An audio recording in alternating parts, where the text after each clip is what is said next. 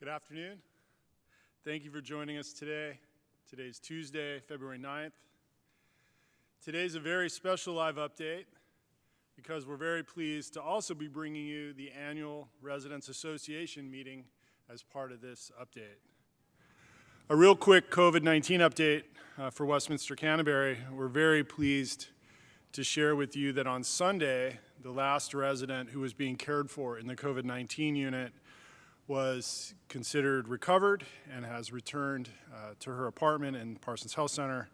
So it's really nice to be here today to tell you that we have again closed the COVID-19 unit on campus. And that's an important step. We've been working towards that for a few weeks now, so we're real happy. We are, however, continuing to have staff who either test positive for COVID-19 or are getting exposed to others who have tested positive.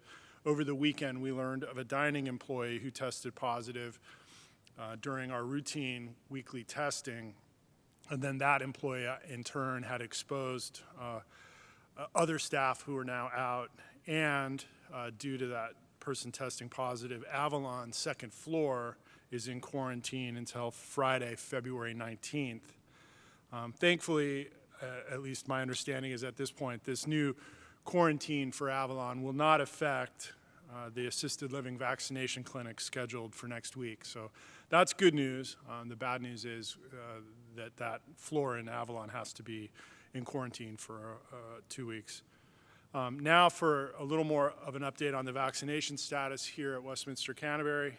First, I'm sure all of you wondering how many residents and how many staff have been vaccinated. So let me share with you a few of the statistics that we have so far. We're not through all this yet, but what we know at this point from as of our latest vaccination clinics is that 72% of our employees have received the vaccine. Some will get their second dose next week, and then a few more will get their second dose in 2 weeks. So we have a little bit more to go there. And 98% of our assisted living and Parsons Health Center residents were vaccinated, and 99% of our independent living community took the vaccine. These are great results. We're really happy. We do have work to do to continue to encourage our staff to get vaccinated, and so we'll be working over the coming weeks to provide opportunities for staff to get vaccinated. As we've said before, the vaccine clinic for independent living residents on the 24th and 25th, 2 weeks, a week from Wednesday and Thursday, will be our last clinics here on campus from CVS. And so any new staff or new residents or staff who haven't yet been vaccinated, we're going to need to find an alternate process for them. And at this point, we don't know how that's going to work. So we're going to keep working on finding relationships where we can get those folks vaccinated. But at this point, we don't yet know how that's going to work.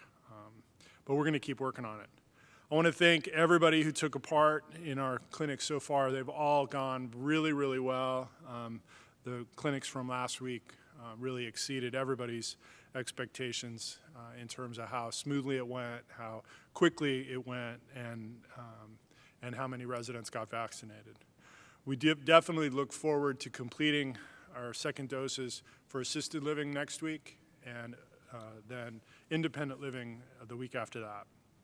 For residents who got vaccinated elsewhere, if you received your COVID-19 vaccination at some place other than here at Westminster Canterbury, at a provider such as either VCU or the VA or any of your own medical practice, we would ask you to share that information with the clinic.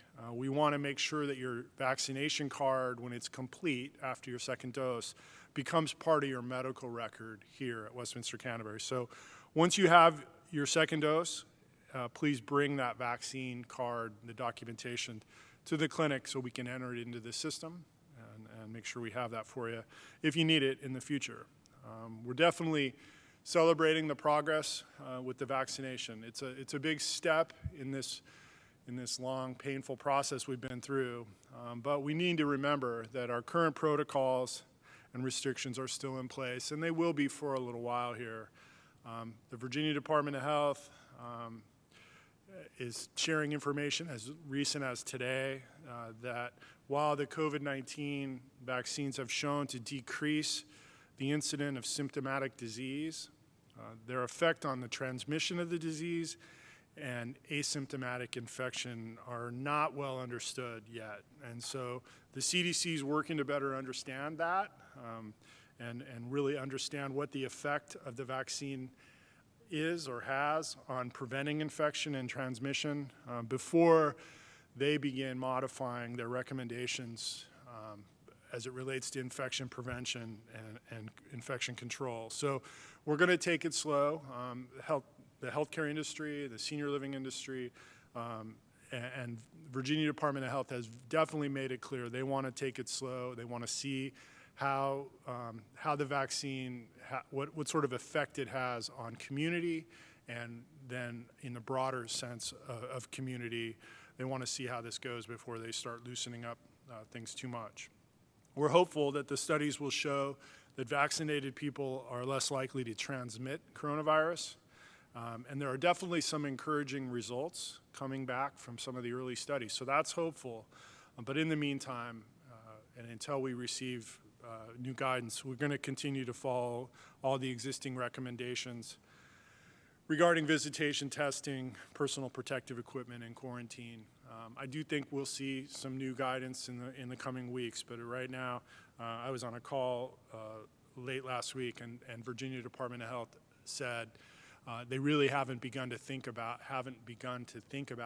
the new guidances yet because they're still so focused on just getting the vaccine out there and getting people vaccinated. So for now, we don't have a timeline that we're ready to share for reopening and restarting, but we are working behind the scenes. There's a number of meetings taking place to figure out what sequence of events we'll go through to restart some programs and ultimately reopen the campus. And we'll share those updates with you as soon as we have firm dates.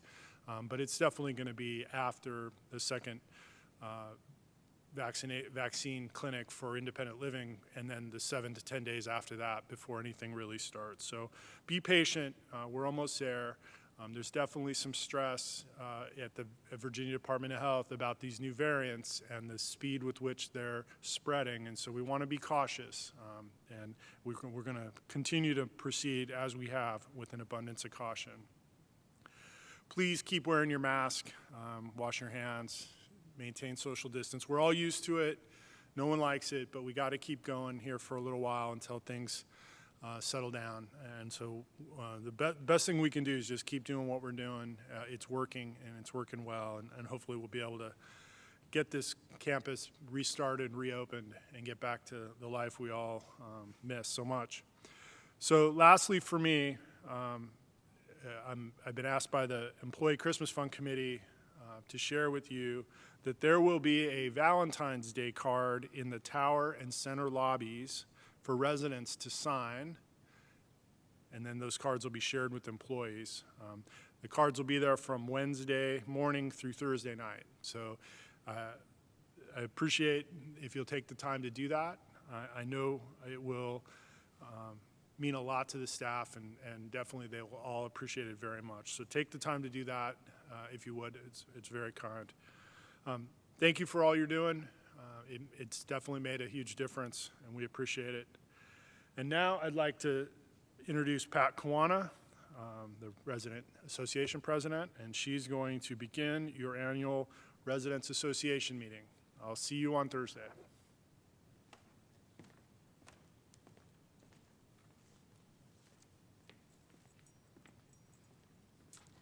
Good afternoon. The 2020 Annual Resident Association meeting will come to order. I forgot my gavel. Today, we are celebrating today. Number one, we made it through 2020. I am ending my term as the 2020 president of the Resident Association and welcoming you to your new president, Bob Kluel, in 2021. We have had a very chaotic year, life-changing experience this year, And we are also celebrating that almost all employees and residents have had their first COVID-19 vaccination. Hopefully, this will add to a much less chaotic time in 2021. John Burns and let's see, I get my pages straight here.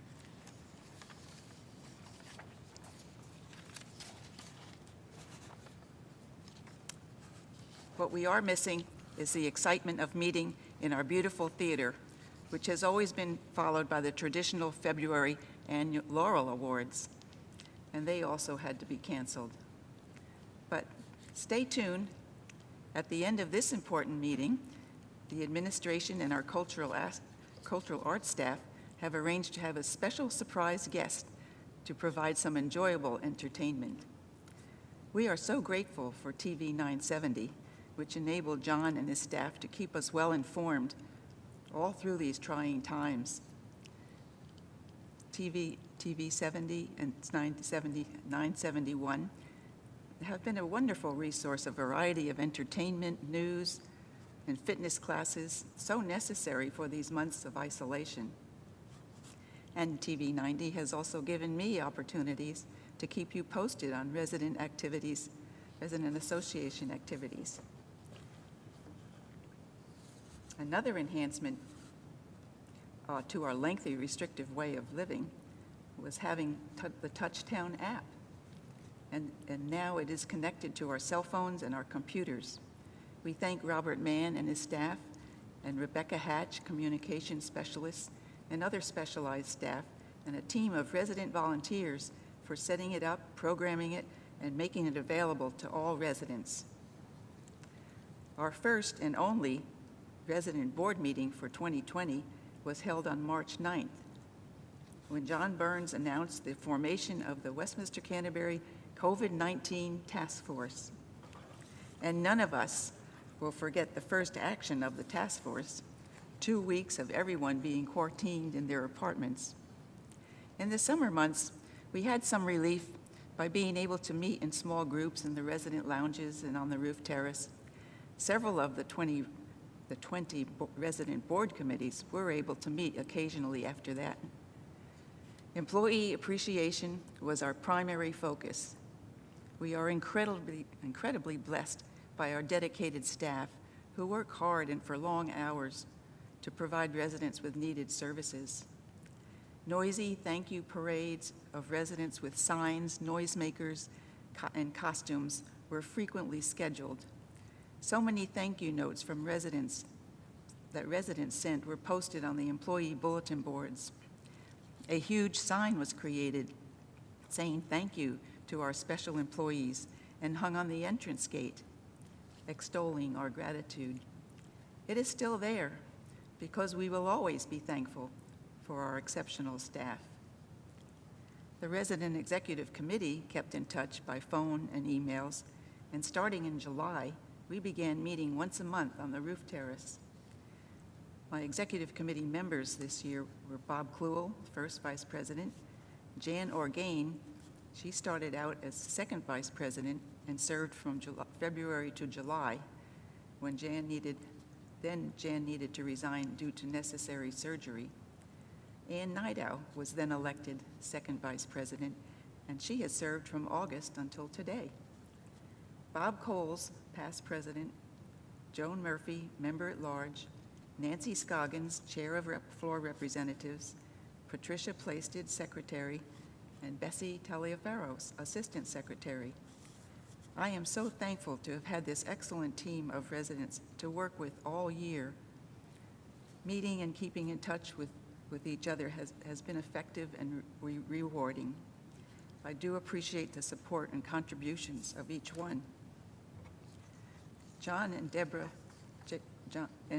Jacobson kept us regularly informed and were always available if we needed to meet with them.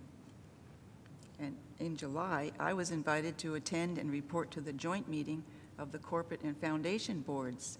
At this meeting, along with my report, I presented the residents' nomination of John Burns as Richmond Times-Dispatch Person of the Year. John was not selected by the Times-Dispatch, but we assured John that he is already Westminster Canterbury Residents' Person of the Year for his tireless efforts to keep us safe from the coronavirus. Now, I would like to recognize the 2020 Resident Board Committees. All the committee chairs, co-chairs, and their members served as best they could in the past year, and I understand their frustration and disappointment in not being able to have meetings or accomplish their goals for 2020. The Main Street shops being closed has caused the biggest disappointment. The chairman, co-chairs, their hardworking committee members, residents, staff, family, community shoppers, and especially the Westminster Canterbury Foundation. All of us miss those very social shopping events every Friday. I'd like to recognize Meredith House, who's a former chair of the Resident Technology Committee, for his volunteer service.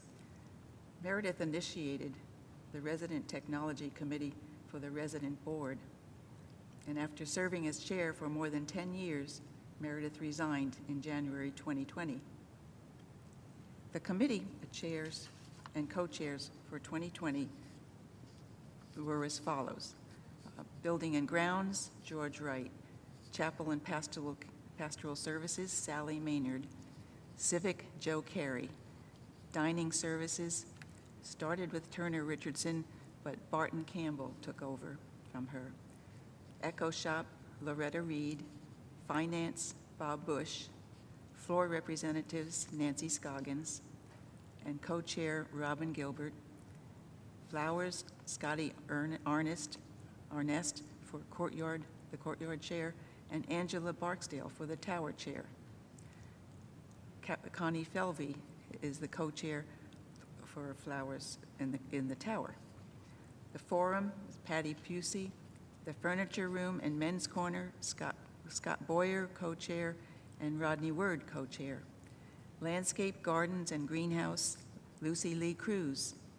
Libraries, Carol Cover. Performing Arts, Cheryl Yancey. Recreation, Peggy Walters.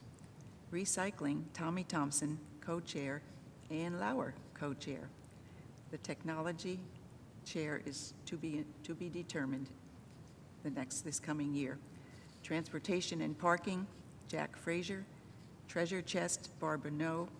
Visual Arts and Craft was Ann Ayer, and unfortunately passed away this year. The Wellness Committee is Dick and Dougie Erickson. I thank all the committee chairs and co-chairs for their willingness to serve. Each resident board committee is an important component in the effectiveness and success of the resident board on behalf of all residents. The floor representatives are the next group I would like to recognize. Nancy Scoggins, chair of this committee, is a member of the Resident Board Executive Committee. She is so that information updates can be passed on directly to the floor reps. These volunteers on each floor are essential for communicating information from the resident board meetings and other issues to residents on their floors. Thanks to Nancy's leadership during this past COVID-19 year, the floor reps have been instrumental in keeping in touch with residents in quarantine on their floors, and most helpful to staff by distributing notices and helping with the coronavirus testing events. So the floor representatives this year, there are 28 floor representatives, and I'll just read their names. E.T. Bunnell, Betty Church, Kathy Klimick, Carol Lefevre, Alberta Lindsay, Annette White, Mary Ann Harris, Dusty Pritchett, Connie Yunt, Alice Gulick, Ginny Bragaw, Jane Edwards, Ethel Hall, Sally Smith, Ann Nidow, Connie Vest, Gail Miller, Cora Sue Spruill, Scott and Rebecca Weaver, Sam and Carol Ann Fuller, Jane Neer, Woody Woodward, Mary White, Bill Sigler, Karen Dillon, Barton Campbell, Linda Doggett, and Dougie Erickson. I thank them all for their willingness to serve and doing such an excellent job this year, this unusual year. Now, Ann Nido is the chair of the nominating committee, and she will address the resident board nominations for 2021. Ann?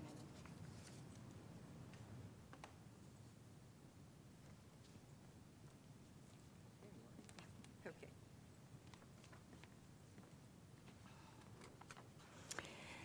Good afternoon. I would like to recognize with gratitude the service of the members of this year's Resident Association Nominating Committee. The committee members are Bob Adler, Tommy Thompson, Joan Murphy, Bob Kluhl, and myself. The committee was charged with nominating a resident to serve as second vice president to complete the 2021 slate of officers for the executive committee. The COVID restriction that impacted our committee specifically was in not being able to have all the residents present to vote in person by raising their hands this year. Therefore, we followed the bylaws and prepared written ballots, which were mailed to the board members of the association. We received 49 prompt responses voting for the slate as presented. The slate of officers was then announced to all residents in the tails dated January 11th. The elected officers of the Executive Committee of the Resident Association for 2021 are President Bob Kluhl, First Vice President Ann Nido, Second Vice President Penelope Saffer, Secretary Bessie Talaferro. Again, my appreciation to the nominating committee and to the board of the association in successfully completing this process by overcoming the challenges. Thank you very much.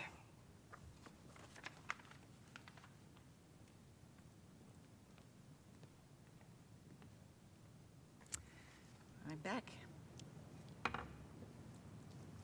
I just would like to mention and recognize the fact that Bob Coles, who was president of the association last year, served as past president this year, and he's going to be leaving the executive committee. And Bob has actively participated this year and given me excellent advice from his experience as president last year.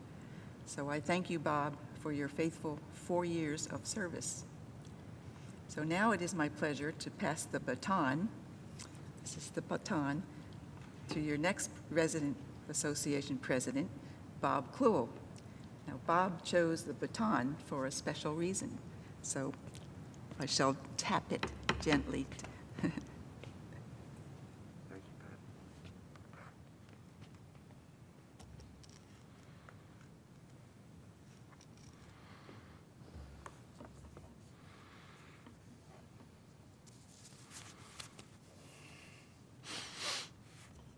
Thank you, Pat. Thank you, Pat. Having been passed the baton by Pat Kawana, I accept the position as president of the Resident Association for the year 2021. There's considerable symbolism in the baton that got passed to me today. It's called a taki, and it comes from New Zealand, and it's a product of the Maori tribe, which are the native population of New Zealand. And the taki is used in a welcoming ceremony for the Maori marae or village. When a stranger is about to enter the Maori village, he is met by a warrior in loincloth carrying a spear and a painted body, who challenges him. He challenges him with his spear. He dances around him. He tries to intimidate. The objective of the exercise is to determine whether or not the stranger is coming in peace.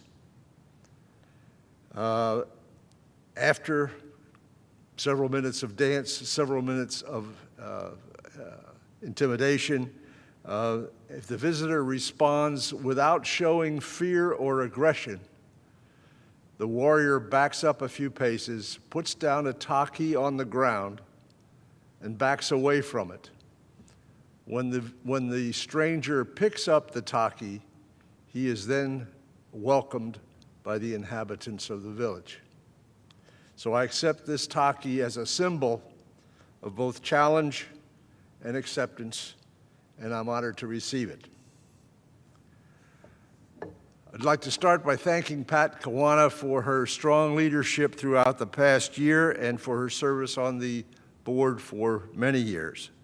She's been with Westminster Canterbury almost probably from the very beginning, and she knows all its secrets.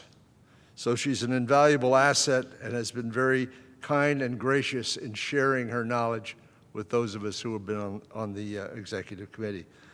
I'm thankful that we will still have her with us on the executive committee as the past president in the coming year. I look forward to working with the newly elected members of the executive committee. Ann Nidow, the first vice president. Penelope Saffer, the second vice president. Bessie Taliaferro, the secretary. In addition, to fill out the executive committee, I am appointing Ralph Davison as member at large and Don Switz to be chairman of the floor representatives. I am still searching for an assistant secretary to work with Bessie Taliaferro and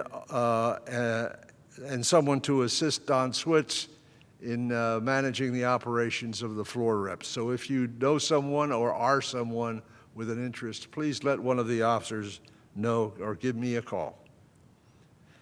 I will now formally recognize the remaining resident board members, the appointed committee members, and the elected floor representatives for 2021. And they are as follows. For Buildings and Ground Committee, George Wright. For Chapel and Pastoral Services, Sally Maynard. For Civic Committee, Joe Gary. Dining, Barton Campbell. Echo Shop, Loretta Reed. Finance, Bob Bush. Floor representatives, Don Switz. Flowers, Scotty Arnest, Angela Barksdale, and Connie Felvey. Forum, Patty Pusey. Furniture Room and Men's Corner, Scott Boyer and Rodney Ward. Landscape Garden and Greenhouse, Lucy Lee Cruz. Libraries, Carol Cover. Performing Arts, Cheryl Yancey. Recreation, Peggy Walters. Recycling, Tommy Thompson and Ann Lauer. Technology, we are still looking for a chair, and we are looking for a special person with tech skills, tech savvy, who may be willing to lead or may be willing to co-lead an effort in conjunction with the administrative IT team, a joint venture to bring the IT of both the residents and the management together so that we can work together in the coming year. For Transportation and Parking, Jack Fraser. For Treasure Chest, Barbara No. Visual Arts and Craft, Harriet Scott. And Wellness, Dick and Dougie Erickson.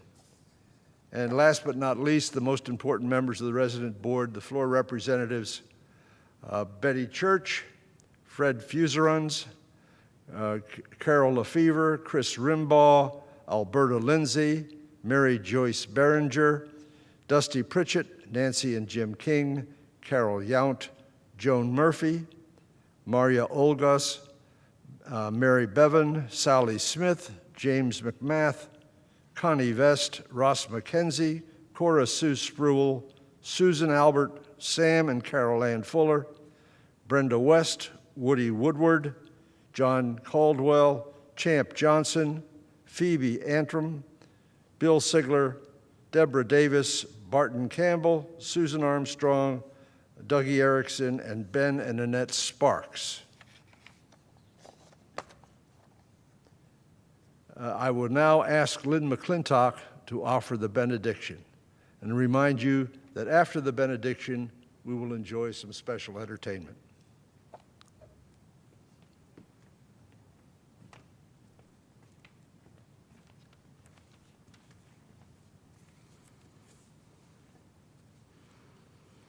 We do ask for God's blessings as we end this meeting today and as we move forward into this new year.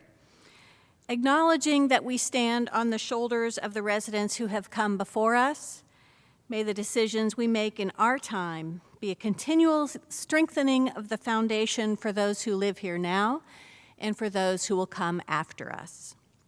And now may the Lord bless you and protect you and show you mercy and kindness. May the Lord give you the uplifting that you desire, give you the strength and the peace that you need for the road ahead. Amen.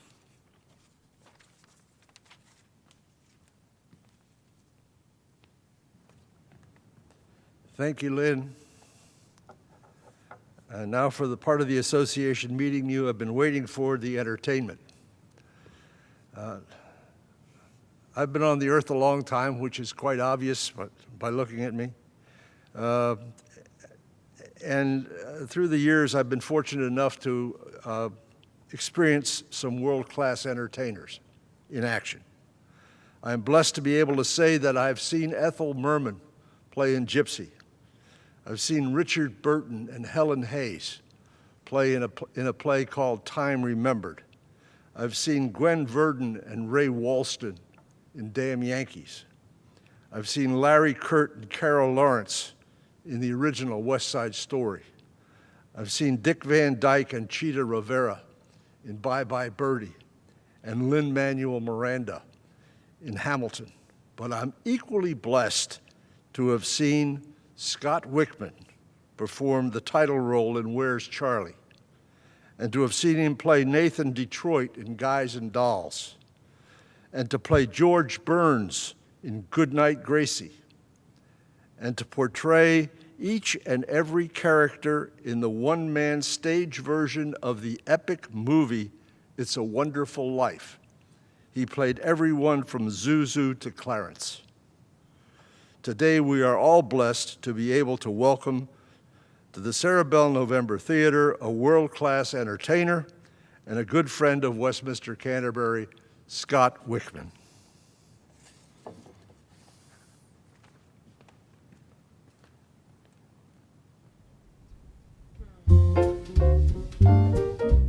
Hey, I know you. You're my friends, the residents of Westminster Canterbury. I'll tell you something. It's been about a year and a half, and I miss you. I miss being on this stage in front of a wonderful, enthusiastic crowd of residents. This is like a home away from home for me, and this pandemic has hit us all really hard. But I just wanted to give you some music, maybe to get you through a tough day. And I want you to know that when this is all over, on the other side of it, I'm going to be waiting for you right here. And that's a promise. Up at dawn and sleepy and yawning, still the taste of wine. Then I remember you're mine and I've got a world that's fine. What's before me, routines that bore me, punch the clock at 8. Then I remember you're mine and I've got a world that's great. Atom bombs, Cape Kennedy, false alarms, half the universe is up in arms. So I flip a little too until I'm holding you. What's the hassle? I'll buy the castle. We can live like kings. If you remember you're mine, then I've got a world that you've got a world that we got a world that swings. Got no mansion, got no yacht. Still, it's your boy named Scott. 'Cause I remember you're mine, and I got a world that swings. I got the world on a string, and I'm sitting on a rainbow. Got the string around my finger. The string reminds me you're mine, and I've got a world that swings.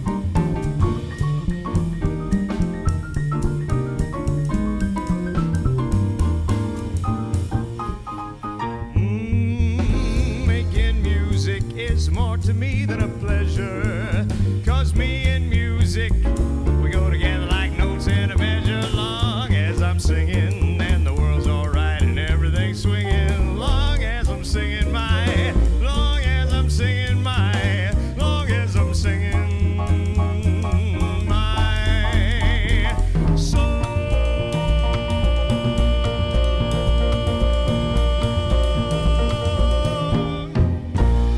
See you soon. Love you.